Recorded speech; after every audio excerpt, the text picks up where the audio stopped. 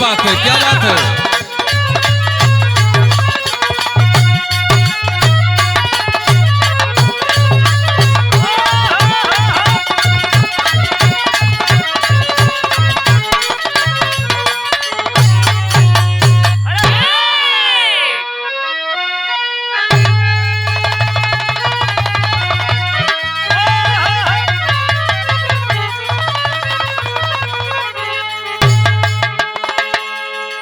समरिया रे गोइया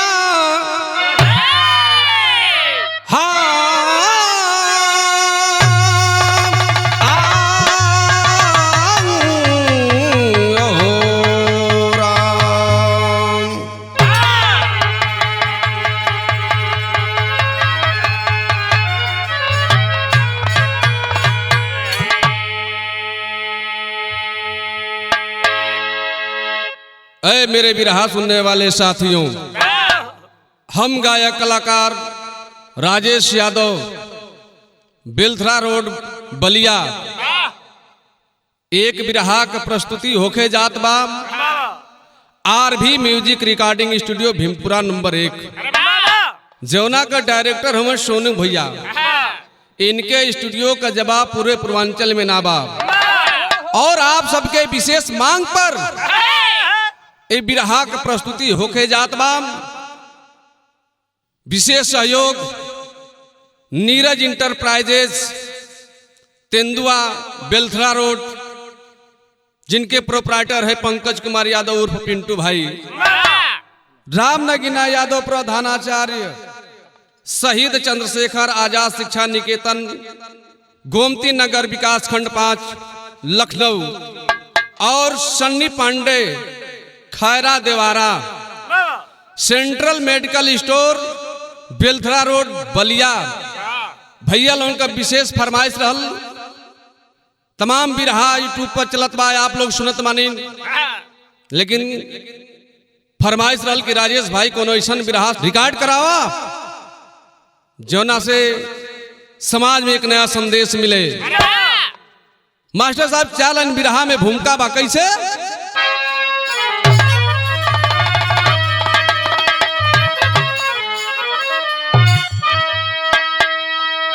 कुदरत से बढ़कर कहर ढाता मानो, जहर घोलता है फिजाओं के अंदरी, गरीबों की लोहू को पानी के जैसा चूस लेती अमीरी है बनकर समंदर, कोई पेट भर भी वाला न पाता, हर कोई कर्ज दे करके बनता सिकंदर, प्राण तो ब्याज में देते हैं प्राणी सदा,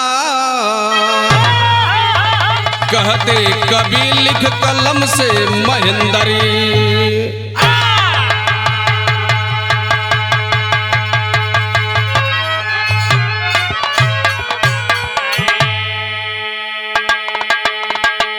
प्राण तो ब्याज में देते हैं प्राणी सदा, कहते कभी लिख कलम से महेंद्र। ऐ पंचो गरीबियों से पूछा, जेकरा के भर पेट भोजन कैला के बाद भी बीता बर सुते के जगह ना हो। गरीबी क्या चीज होती है, काहे कि जाके पाँव न फटी बेवाई, का जाने पीर पराई। गरीबों की गरीबी गरीबों के दिल से पूछो। मास्टर साहब बिरहा में एक लाइन कव्वाली हो,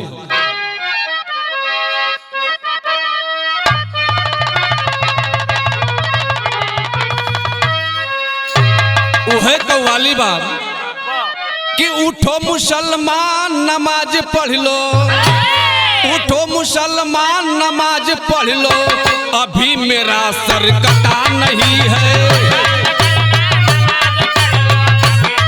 क्या बात है, क्या बात है?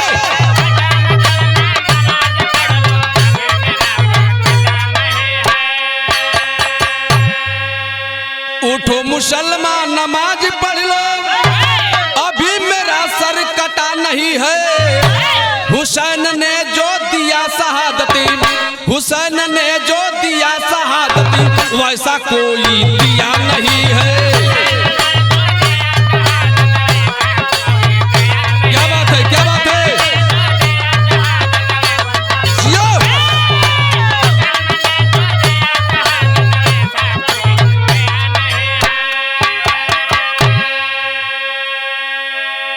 कव्वाली का तर्ज रहल, लेकिन बिरहा में कवि जी भाव लिखलन कैसे शर्मा जी?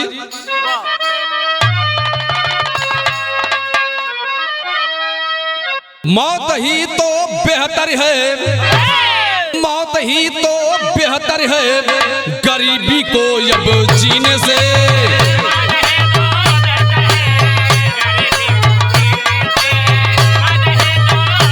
जियो जियो।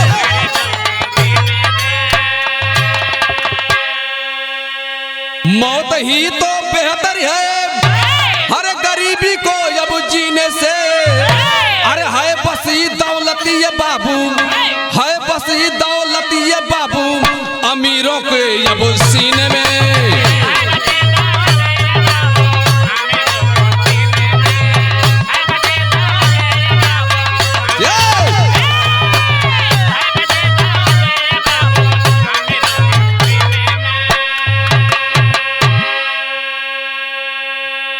मौत ही तो बेहतर है गरीबी को अब जीने से, है बसी दौलत ये बाबू अमीरों के अब सीने में।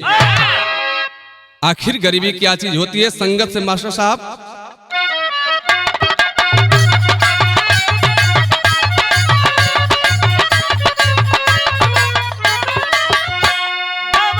मौत है सती, मौत है सत्य और बाकी सब झूठा है। एक परिवार से भगवान या जरूठा है।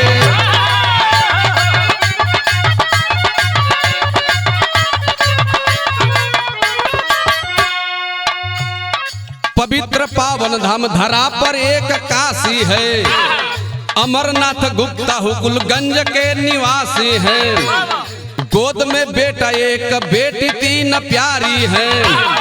पत्नी साथ छोड़ी स्वर्ग को सिधारी है। गोद में बेटा, गोद में बेटा एक बेटी तीन प्यारी है। गोद में बेटा एक बेटी तीन प्यारी है। पत्नी साथ छोड़ी स्वर्ग को सिधारी है।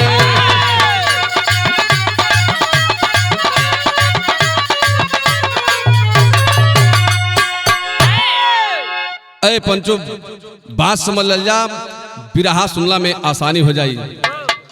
बनारस, बनारस के अंतर्गत हुकुलगंज गांव, वही हुकुलगंज का रहे वाला अमरनाथ गुप्ता। अमरनाथ गुप्ता का छोटा सा परिवार बा। तीन बिटिया गीता, रीता और संगीता, और एक बेटवा भगवान दिहलन जेवना का नाम किशन लाल बा। बचवा छोटवर भवन, पत्नी का तबीयत खराब चलत रहल। कुछ है दिन के बाद परिवार का साथ छोड़ करके दुनिया से चल बसी। गांव के लोग हितनात रिश्तेदार मिल करके दाह संस्कार कैलन, और दाह संस्कार कैला के बाद अमरनाथ गुप्ता अधीर हो गलन। अपने बेटवा के लेकर के अपने झोपड़िया में निवास करत होवन। कुछ लोग एकत्रित भेला, अमरनाथ गुप्ता अभी तो हर जवानी हो, अपना बदनाम, लेकिन हे बच्चन का मुंह देखा, शादी कर लेता, दुल्हन घर में आए, ये बच्चन का परवरिश हो जाए। अमरनाथ गुप्ता कहले कि ना भैया ना, एक ऐसन ईश्वर का हम का बिगड़लिन जोन हमार जोड़ा छोड़ा दिहलन, और फिर दोबारा अगर हम विवाह करत है तो बचवन के भविष्य पर कालिख लग जाई। धीरे धीरे समय बीतत बा बाबू। अमरनाथ गुप्ता शादी कैला से इनकार कर दिलन। किशन लाल 16-17 बरस का भइल। आज जब 17 बरस का भइल किशन लाल, तो लोग कहलन कि अरे अमरनाथ भैया, अगर अपने शादी ना कैला तक बेटवा का कम से कम शादी कर दा, घर में बहू आ जाई, समय से 2 रोटी मिली तो हरो बुढ़ौती का सहारा हो जाई, दुख कट जाए भाई। ए पंचो, लोगन का बात मान करके अमरनाथ गुप्ता किशन बेटवा का शादी कर दिलन। और जब शादी कैलन, समय के अनुसार वो परिवार में खुशी का माहौल हो गई। धीरे धीरे समय बीतल, किशन और नीलम नाम के दुल्हन घर में आयल तो नीलम और किशन से दुई बेटवा भैलन। एक बेटे का नाम उज्जवल और बेटी का नाम शिखा। धीरे धीरे बचवा भी सयान होखे लगलन। 3 साल 4 साल 5 साल का जब लड़का भैलन तो नीलम अपने सैया के बोला के एक ठो बात कहलस। यह कहलस कि सैया रोज तू मजदूरी धतूरी करेला, बचवा धीरे धीरे सयान होत हवन, इन्हन के कार्मेंट विद्यालय में भेजे के होई, पढ़ावे लिखावे के होई। अगर मजदूरी धतूरी करबा ऐसे दिन कटी ना, कोनो दूसर काम करा। यह नीलम अपने सैया के समझावत बा। कैसे समझावत तो मास्टर साहब बिरहा में एक लाइन तरज लग गई।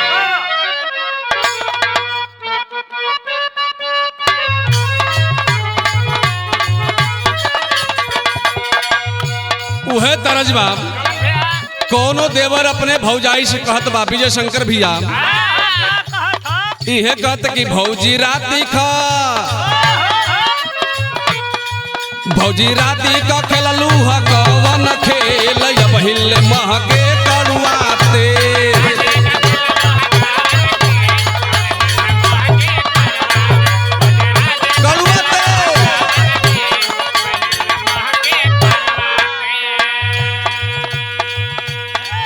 दुल्हनिया कहत बा बोलल मधुरी बचनिया बाकी सन लाल सुन गुजरिया घर के हाल।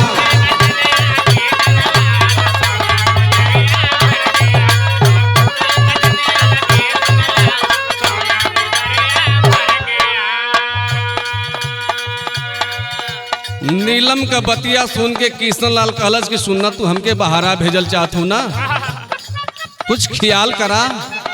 3 बहन जवान है, बाबूजी पुरनिया हमन, आखिर हम के करा सहारे घरवा छोड़ करके जाए। कहत बका बहनी सयान, बहनी सयान भली बाबूजी बीमार हो,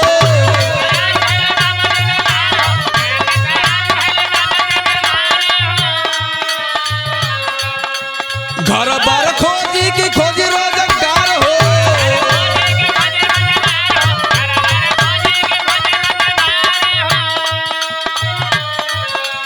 खैले बिना प्राणी सब होई है बेहाल सुन गुजरिया घर के हाल।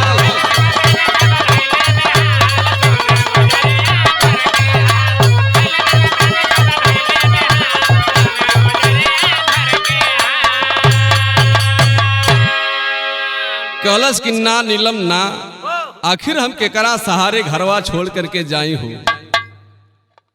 दुल्हन कहलस कि सैया हमरे कहले का मतलब ये ना कि तू परदेश जा विदेश जा, हमन बनिया बिरादरी से हैं, हमहन का कुछ निजी धंधा होला। केहू सेठ महाजन से कुछ कर्जा रुपया ले करके एक ठो अपन दुकान करता। ये दुल्हनिया समझावत बा शर्मा जी। बिरहा में एक लाइन तरज लग गई।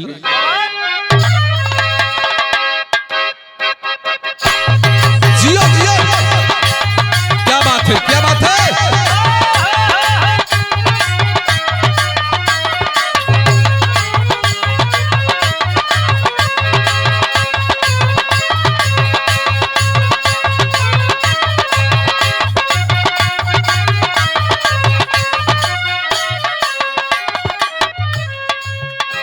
ये गीत के माता बहन गावेली, लेकिन एक हम तन चेंज कैले हैं।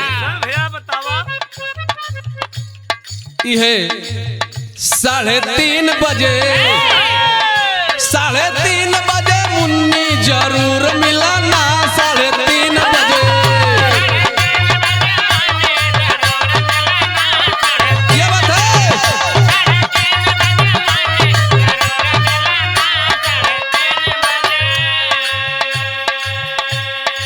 अंजे भाई एक लाइन और गाई लगा। ओ माई डियर गजब ब्यूटी, तोहरी बंगले पर लागी हमार ड्यूटी, 3:30 बजे, 3:30 बजे मुन्नी जरूर मिलाना, 3:30 बजे।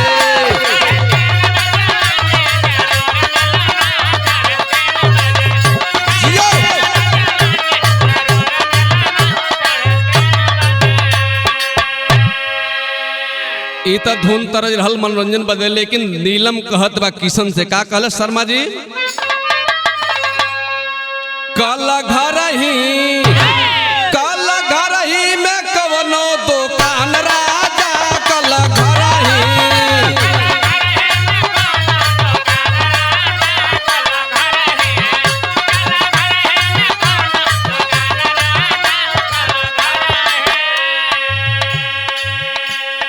दिन भर बेचिया रही जीवन सामान, यकिया की सोझा तू रह परान, कल घर ही। कल घर ही में कवनो दुकान राजा, कल घर ही। क्या बात है?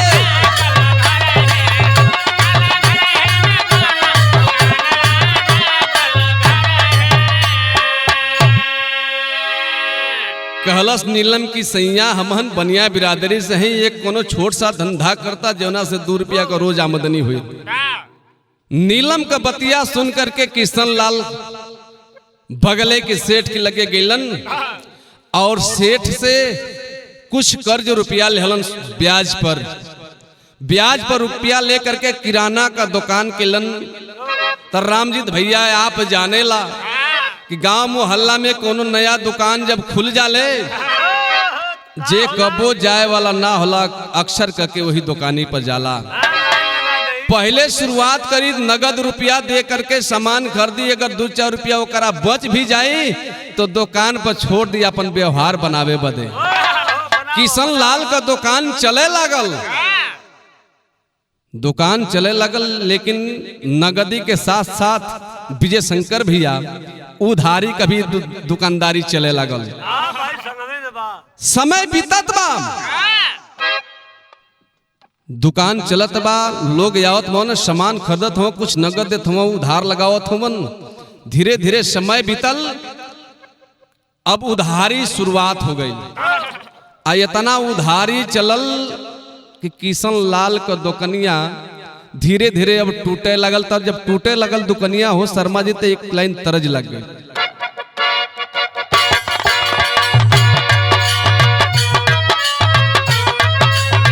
क्या बात है, क्या बात है? बहुत अच्छे, बहुत अच्छे।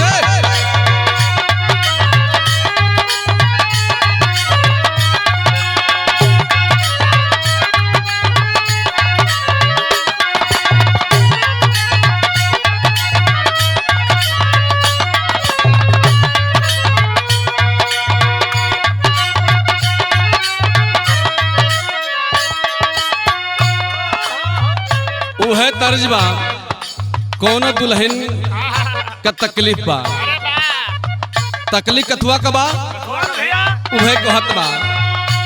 गवना करा के गैला झरिया ये राजा जी,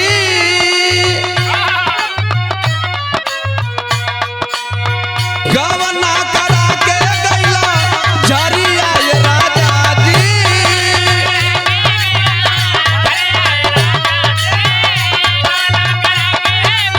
क्या बात है?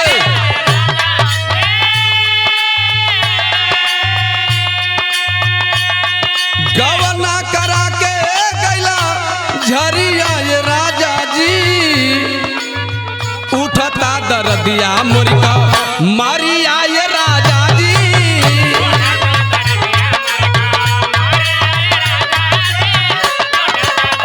क्या बात है?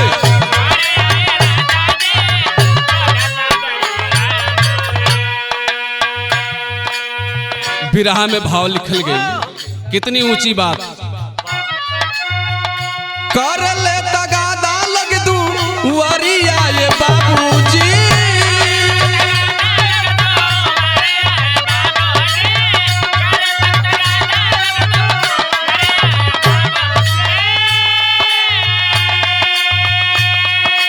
कर ले तगादा लग दू वरिया ये बाबूजी, चुकता तू कैदा बेचबा खरिया ये बाबूजी,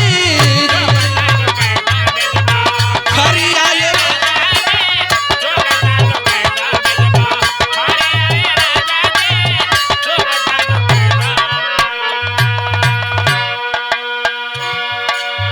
दुकान उधारी में टूटे लगल। इन्ने सेठ जी का तगादा पहुंचे लगल। सेठ जी के किशन लाल वादा करत हवन, हफ्ता दिन में दे दे, 10 दिन में दे दे, धीरे धीरे लौटा दे। सेठ जी खुद अलन किशन लाल से मिलन और कहला कि किशन लाल तुम्हारे पास क्या है? एक छोटा सा मकान, कर्जा तो हसे ना भरा पाई, एक काम करे कि मकान के बेच करके हमार पैसा वापस करा। तो हरा बस का नाम आके हमार पैसा वापस कर पाएगा। जब मकान बेचे का नाम किशन लाल सुनला पागल हो गया। का मालिक की कौन दिन दिखावत हुआ। किशन लाल कहत मकान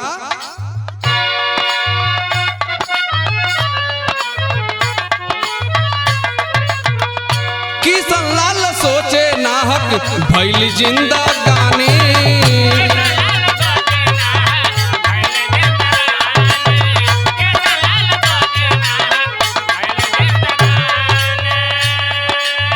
बेची दे घरवा कहवा रही है परानी।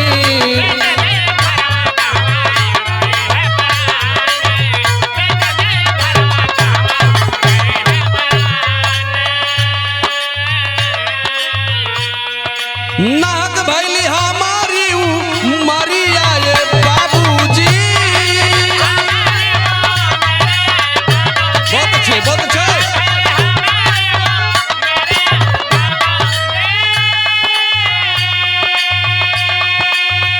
नाक भैली हमारी मरी आए बाबूजी। चुकता तू कैदा बेची, चुकता तू कैदा बेचबा खरी आए बाबूजी।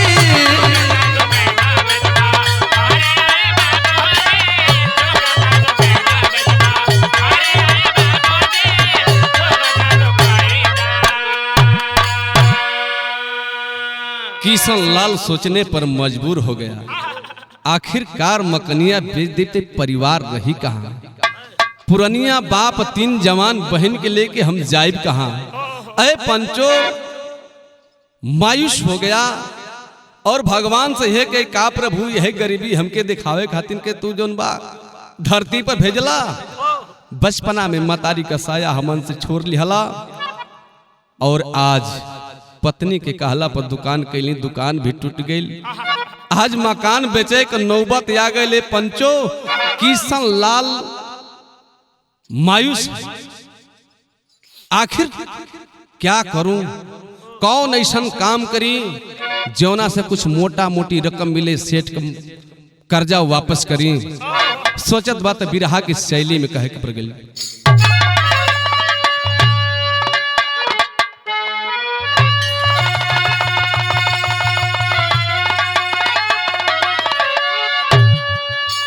जिंदगिया जीव के काल बन गईल, जिंदगिया जीव के काल हो,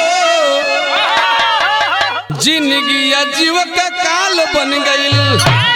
काल पर काल बिछौला से आके अपन जाल जियो, काल पर काल बिछौला से आके अपन जाल। जिंदगिया जीव के काल हो गई। किशन लाल सोच लिहलस, का सोचलस शर्मा जी? नहीं हराना इस दुनिया में,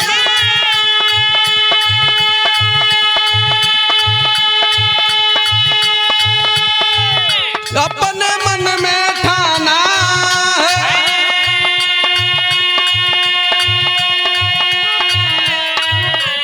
जहर मिलाया निज हाथों से, बना के घर में खाना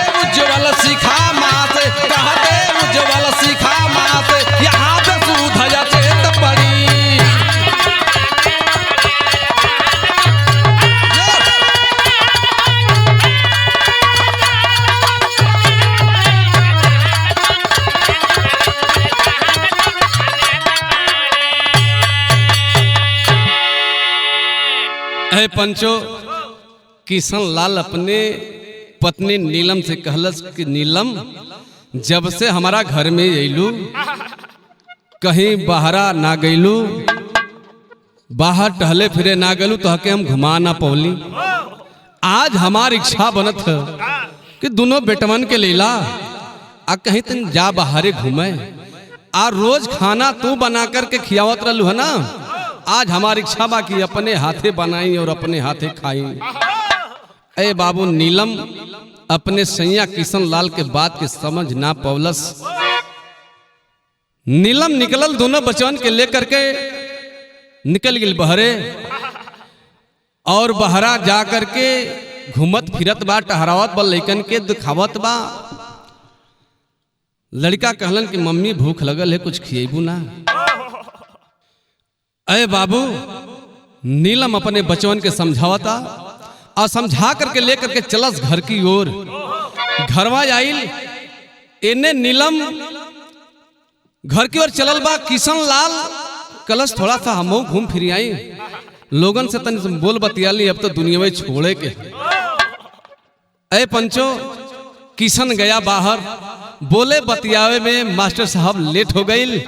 आ नीलम दोनों बचवन के लेकर के आयल घरवा में, देखलस सैया खिचड़ी बनौले हमन जौना के लोग तहरी कहेला। निकलस दो थाली में, एक थाली में दोनों बच्चों को आ एक थाली में अपने खैलस। दोनों बच्चा खिलन, अभी खाते हमन तब तक दोनों बचवा बोलन मम्मी आखिर हमारी पेटवा में दर्द कैसन होत बा। नीलम भी कहलस दर्द ये तो हमरो शरीर के अंदर ऐसा बुझात बा, हमरो पेट में दर्द ऐसा लागत बा। अरे बाबू दोनों मतारी और बचवा आपस में बतियावत हुवन कि आखिरकार पेटवा में दर्द काहे होत बा। कहते कहत दोनों बचवा जमीनी पर लोटे लगलन।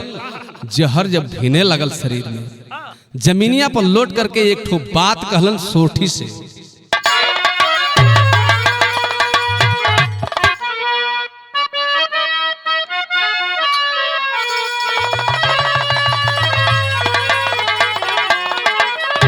उहे गीत बा नारी के करनवा भरथरी बनी गैल जोगिया यार बनी राजपाट दिहलन विसार न हो राम किया हो रमन। क्या बात है, क्या बात है।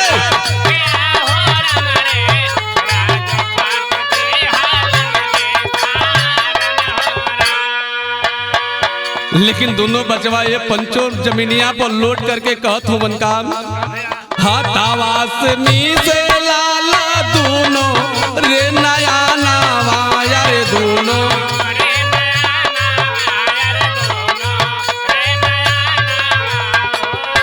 नाही लौके माई अब हमार न हो राम किया हो रम रे।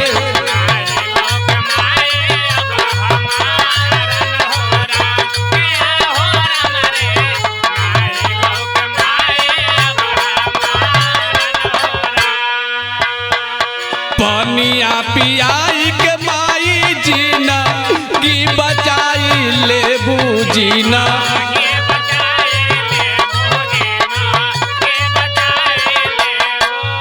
दोनों लाल करेलन गोहार न हो राम किया हो रम।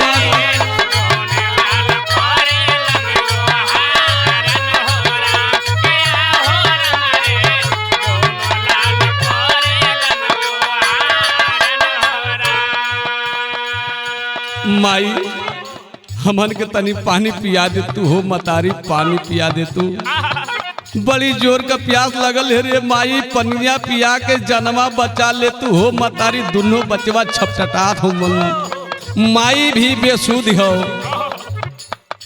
मतारी नीलम कहत है बचवन से का कहली कैसे पियाई लाला तोहन लोग के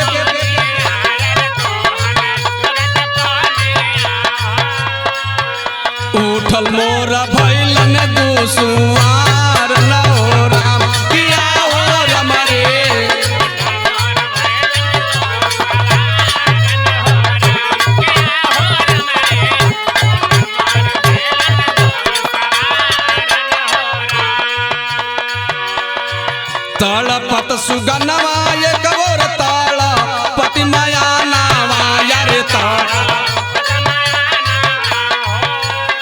छोड़ी भागल देहिया से परान न हो राम किया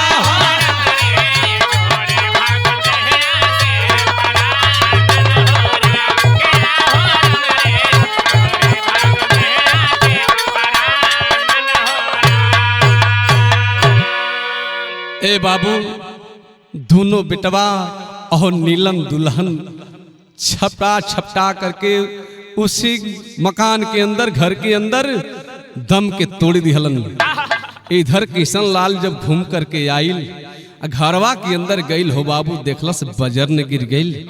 बाहरी विधाता वाह मेरे किस्मत में तूने क्या लिखा है, आखिर कवन कसूर हम कैली ये विधाता, बचपना में मतारी के छीन लिहला, मरे का उपाय तो हम अपना के खुदे कैलिए प्रभु, लेकिन हम बच गईली आ हमार दुनिया में तू छीन लिहला भगवान।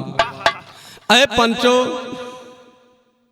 लसिया पर गिर करके किशन लाल रोवत और रो करके एक ठो बात कलस मास्टर सब बिरहा में तर्ज लग गई।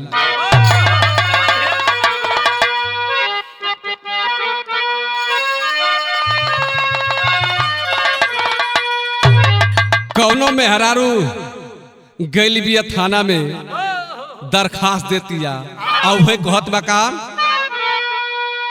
बाबू दरोगा जी,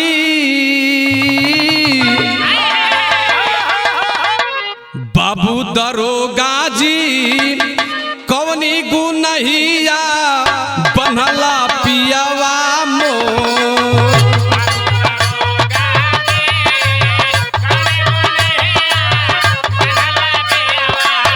बहुत अच्छे बहुत अच्छे।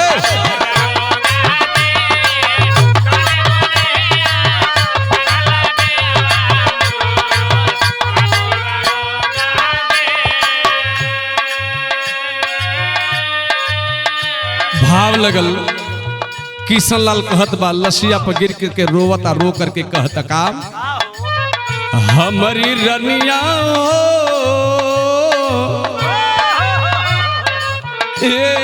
हमार सुगिया हमारी रनिया हो मुक्ति मिलल बा सबही के मोरी हाथ हमारी रनिया हो।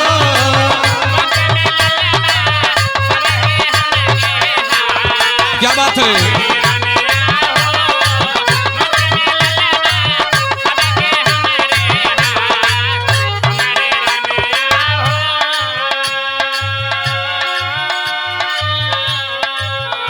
आन्हर नाविक नदिया बीचे नैया के रहे पतवार,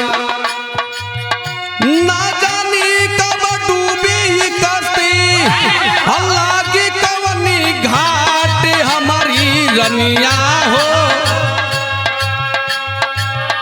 हमारी रनिया हो कर्जा भरे के अगला जन्म में साथ हमारी रनिया हो।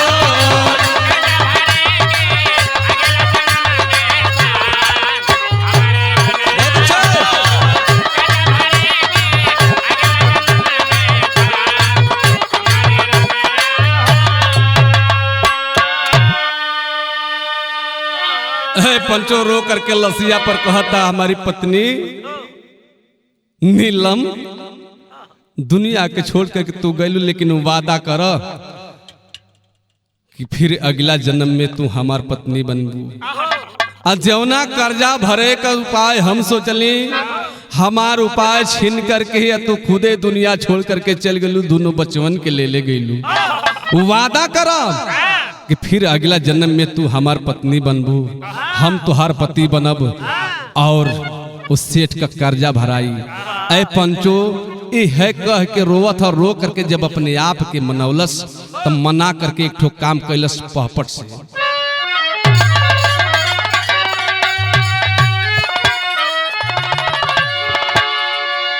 आर घर में बंद फंदा लिया लगाई अंधा धंधा में करी जाई अंधा धंधा में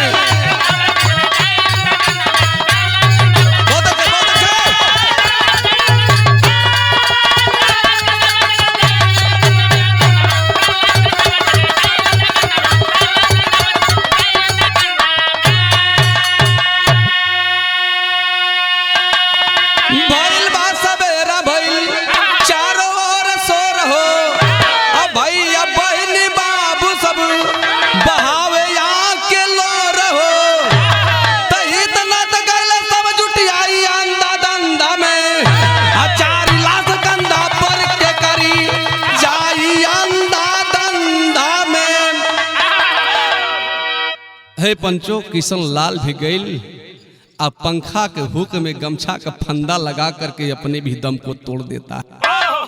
बाबूजी के सूचना मिलल, अगल बगल का लोग जुटलन, बाबूजी गईलन, जब 4 गो लाश देखलन, अपने बेटवा अपने पतो अपने नाती के, पहाड़ न गिर गई हो भैया, बजर पड़ गई छाती पर, बाबूजी का करहिए टूट गए।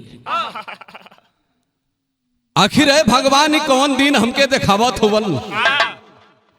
अगल बगल पास पड़ोस को लोग जुटल, हितनाथ दोस्त रिश्तेदार जी जैसे सुनल भाग करके आइल, सूचना दियाइल थाने पर। थाने प्रशासन को लोग जुटलन, आल्हा से कहे के बा कैसे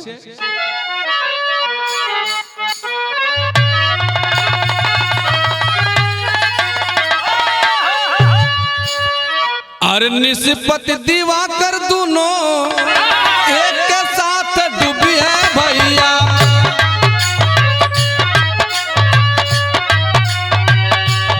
हो जाई दुनिया कयो साचो में आना,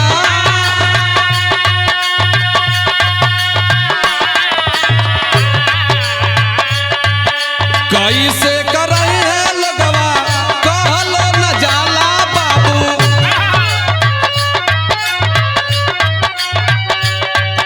मानो समानो होते जाती बाला चा,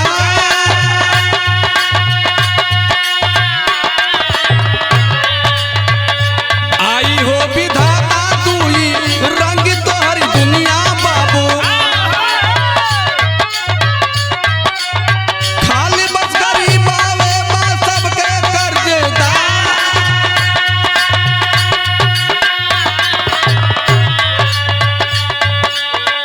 पाई के खबरिया जुटल शासन ते ही घरिया देखबा,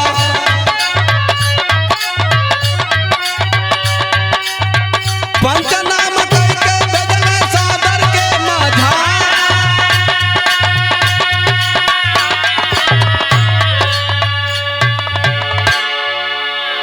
ए बाबू प्रशासन को लोग जुटलन, पंचनामा बनवा करके और 4 लाश के पोस्टमार्टम खातिर भेज दिलन। पोस्टमार्टम भइल, लाश वही बुढ़ऊ बाबूजी के सौंपल गई। आ जब 4 लाश के बाबूजी पौलन तो भइल का,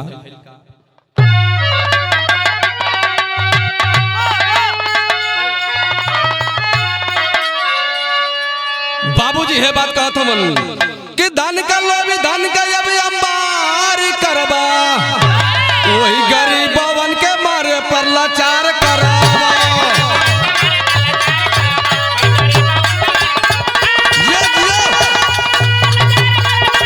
बहुत अच्छे।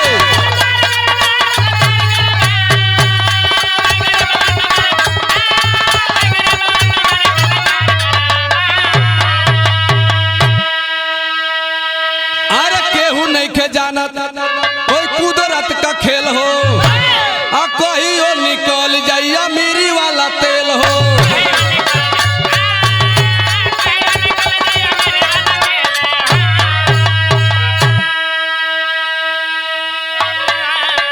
अरे फेल हो के तहिया मन विचार करबा, आ यही गरीबों उनके मरे पर लाचार करबा। ए पंचो, ईश्वर से बढ़ करके दुनिया में केहू नहीं खे, ईश्वर से शक्तिशाली केहू नहीं खे, जेके चाहिए जैसे वैसे मार दी है तो हर कट्टा बंदूक सगरी फेल हो जाएगी। लेकिन अगर भगवान धन देले हमन तो कुछ गरीब लोगन पर भी रहम करा, भूखे के भोजन दा, प्यासे के पानी, यही मानवता और इंसानियत है। अगली लाइन में कहल गई अंतरा से, लूट पाट कई के सिकंदरी धनमा कमाई, हमारी के गईले दोनों हाथ फैलाई,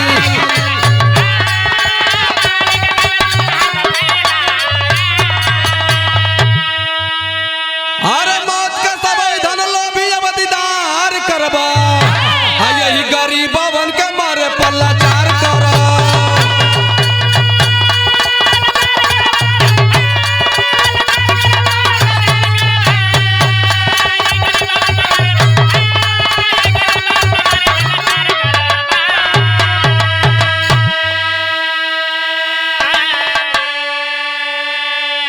ए बाबू, बतावल गई विश्व विजेता सिकंदर दुनिया में बहुत कुछ बनाया था, लेकिन जब दुनिया से गया तो भी खाली हाथ गया।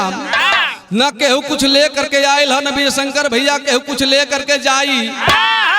आपस में भाईचारा बना करके जातिवाद की जो आग में हम जल रहे हैं, ऐसे बाहर निकल करके और एक इंसान के रूप में, एक मानव के रूप में मानवता को दिखा करके अपने समय को व्यतीत करना ही सच्ची इंसानियत है। तो यही से कभी कहानी के अंत कैलन कहे के बात कैसे, जय जखाड़ स्वामी गुरजदू की लहरे फुलावा,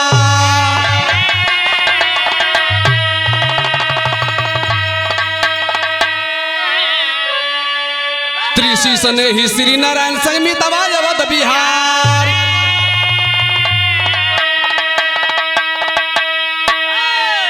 हर जिंदगी जीव के काल हो गई।